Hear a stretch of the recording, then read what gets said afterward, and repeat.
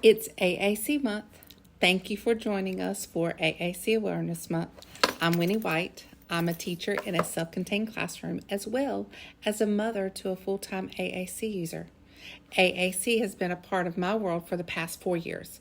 It's opened up the closed doors of communication for my daughter and totally immersed our family into the AAC community. For those who might not know what AAC stands for, it's augmentative and alternative communication. Today, we'll be looking at how we can better support our students who have augmentative and alternative communication. So the goal is simple: to recognize that AAC is a voice, and every child deserves to have their voice heard. AAC isn't just for students who are non-speaking.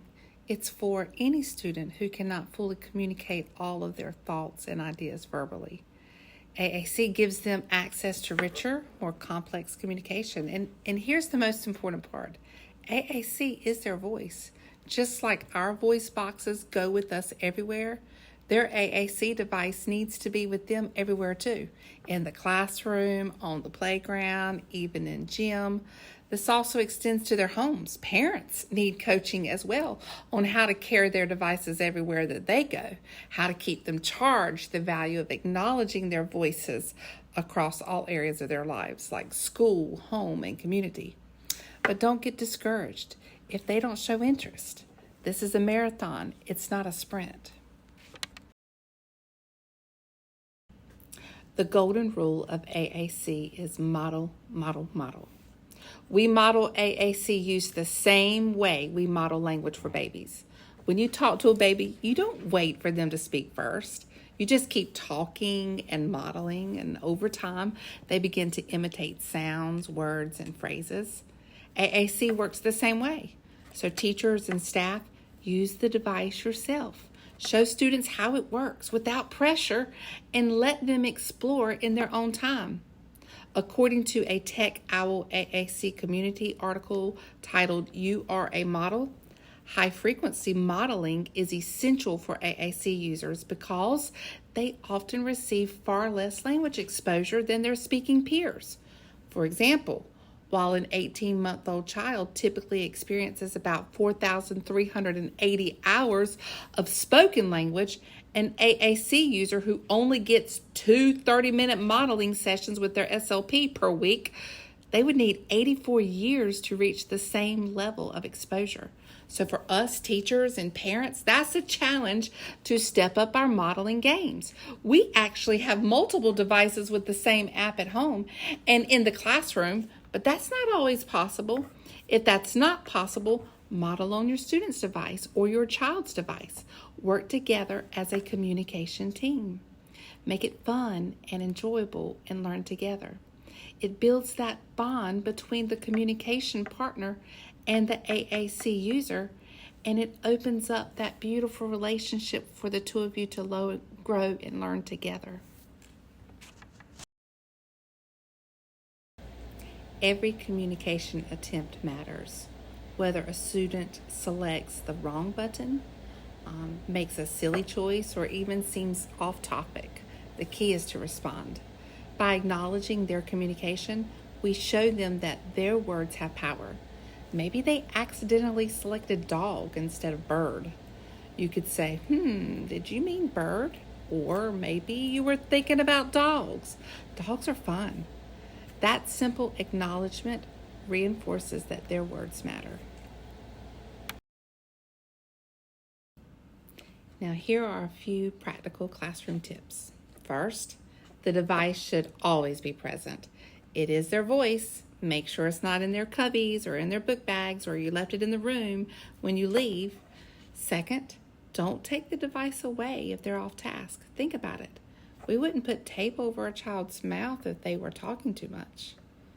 Third, allow students to babble and play with language. That's how learning happens. Fourth, set up a charging station so devices are always ready. And consider choosing a core word of the week or of the day and model it as much as you can throughout the day. There are so many amazing core word curriculums out there. The first free training I did was for AAC was the core project from UNC. That opened up understanding for me of the importance of core words in our everyday speech. I read that about 75% of the words in our day-to-day speech were core words. That should cause us to step back and analyze what we're spending so much time on. I want to acknowledge that learning AAC as an adult feels awkward at first. It really is like learning a new language, but just remember, the only way to get comfortable is to keep practicing. Celebrate small efforts. Try not to get frustrated and start asking parents or SLPs to remove a word or phrase or turn their devices off or turn them down. Even babbling on the device is progress. And above all else, presume competence. Always believe that your student has more to say than what you're seeing. Think about the years you spent learning a foreign language, either in high school or college. It takes years to develop language. You will make mistakes. Be easy on yourself as you learn a new system or as you are learning how to adapt your curriculum or assessments in order to meet the needs of your AAC users. This takes time to learn, but thankfully there are so many experts out there willing and ready to assist. Your SLP should be your best resource.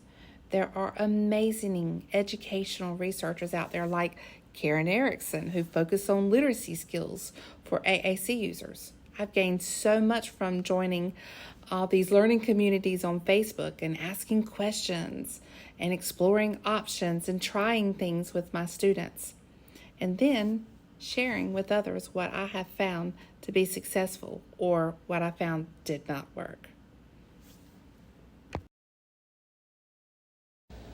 AAC also builds stronger classroom communities. You can give classmates paper copies of AAC pages so they can interact with their peers.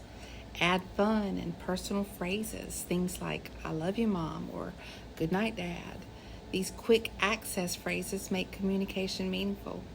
Encourage students to use AAC not only for requests, but also for greetings, jokes, and conversations about their favorite interests. That's how friendships grow. Talk to parents about their goals for their children. For me, I want to see my daughter develop open communication where she will be able to share her wants, desires, and dreams. I want to have a conversation with her at the kitchen table. I want to hear about how her day went. And sometimes you don't realize what's missing until it's not there. That's the way it was for me and my child. I missed not having conversations with her in the car when I picked her up from school. But just this past week at the breakfast table, she said, "I want Mama sitting." She wanted me to sit beside her while she ate her breakfast and play Zingo with her. I can't imagine what more will come as she grows in her confidence with her AAC device.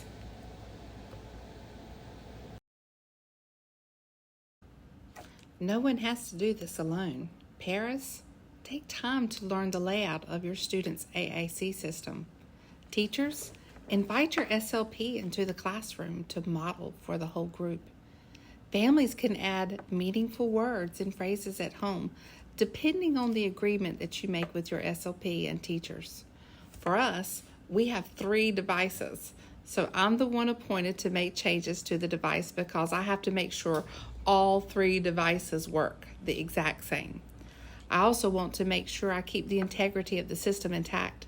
I don't want to change anything that goes against the system designs or the motor planning in place. So we are all partners in making sure every student's voice is heard. There are so many free training resources available either through the system your AAC user uses, YouTube, or other coaching options. I have even participated in a few clinical trials for AAC users and their families, and have learned so much about modeling, wait times, and expanding their phrases. You are not an island trying to make this all happen yourself. Reach out and get the help that you need because we all need help. So let's just take a moment to remember a few key points. AAC is for all day, every day, not just work time.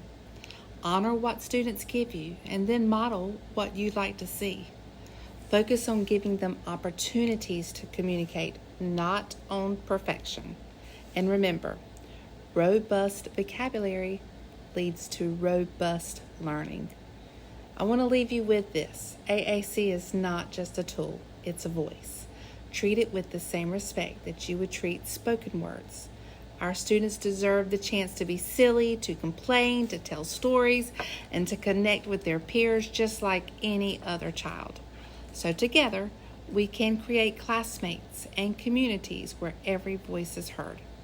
To learn more about AAC in the classroom, check out the other videos right here on the Autism Helper channel. AAC users are such an important part of our community of learners.